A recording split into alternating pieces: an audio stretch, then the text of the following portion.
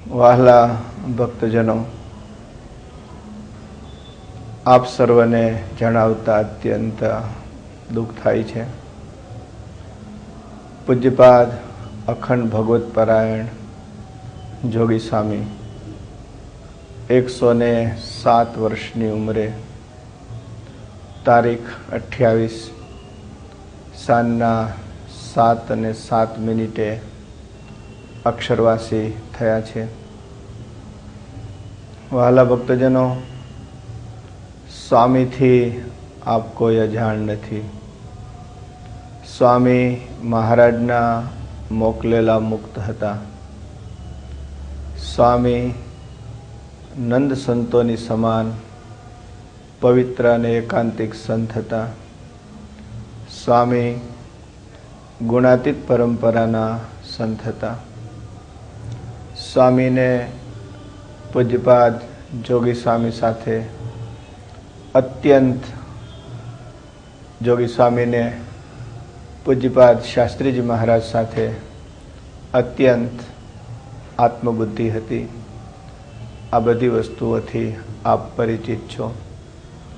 સ્વામીનું સાદું જીવન, આખી જિંદગી સ્વામીએ એકટાણા કર્યા, ઉપવાસ કર્યા, અખંડ મહારાજનું ભજન કર્યું. હજારો હરિભક્તોને સ્વામીએ સુખિયા કર્યા. સ્વામીએ કદીવસ પોતા માટે મહારાજને પ્રાર્થના કરી નથી. સ્વામી વર્ષો સુધી વ્યવહારથી અલિપ્ત જ રહ્યા.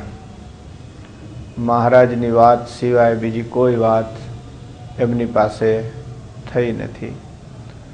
એમનું તપ, એમના વૈરાગ્ય, એમની નિસ્પૃહિતા અને એમની ભગવાન સ્વામિનારાયણને વિશે સર્વોપરી નિષ્ઠા અજોડ હતી. સ્વામી આપણને મહારાજમાં જોડવા માટે જ પધારેલા હતા.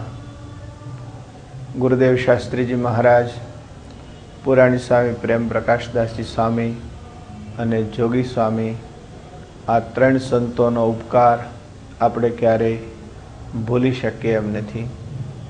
વાલા ભક્તજનો, છેલ્લા થોડા સમયથી સ્વામીને થોડી શ્વાસની તકલીફ હતી, એટલે દવાખાને લઈ જવાનું અનિવાર્ય બન્યું. ત્યાં બધી ટ્રીટમેન્ટ ચાલુ હતી, પરંતુ પછી સ્વામીને માટે એવું નક્કી થયું કે હવે સ્વામીને દવાખાને નથી રાખવા, અહીંયા જ બધી વ્યવસ્થા મેમનગર ગુરુકુલ ખાતે ઊભી કરવી. સ્વામીને 5 વાગે આશરે દવાખાનેથી ગુરુકુલ લાવવામાં આવ્યા. રવિવારનો દિવસ હતો. મંત્રલેખન ચાલુ હતું.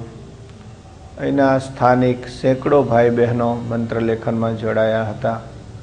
મહારાજના મહામંત્રની ધૂન ચાલુ હતી.